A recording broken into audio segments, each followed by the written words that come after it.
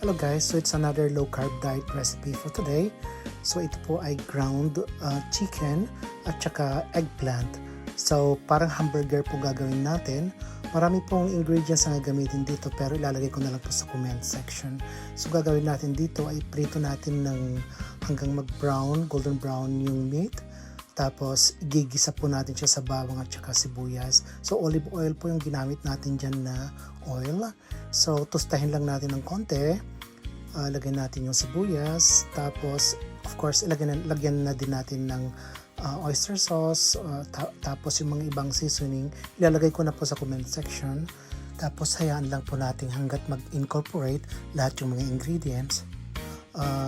Tapos pagkatapos po niyan ay hahanguin po natin. Ilalagay po natin sa container para yung susunod po na ipiprito natin ay yung talong. So lalagyan din natin ng olive oil. Tapos lagay na natin lahat yung mga talong. Ang paghiwa po ay maliit na pahaba. Tatakpan natin para maluto siya. So pagka medyo mapansin po natin na luto na siya, so pwede na nating i-prepare yung egg.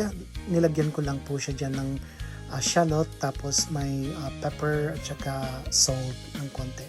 So haluin lang natin. Tapos pwede na natin ihalo yung ground meat sa kawali para ihalo natin sa eggplant. Dito po ay gagawa na tayo ng hamburger. Ang ginawa ko po dyan, meron pa akong isang hulmaan na bilog.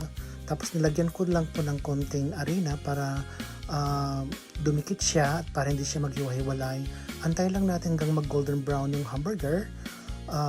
Tapos pagka nag golden brown na siya, ay luto na at pwede nang hanguin. Meron din po tayong salad as side dish. Yung sauce or dressing ilalagay ko na lang po sa comment section. Meron din pala akong nilutong red rice. Organic po ito kaya masarap po siya at hindi po siya masyadong heavy katulad po ng white rice. Dalawang klaseng plating pong ginawa natin kasi yung iba ayaw po ng chickpeas at saka mais.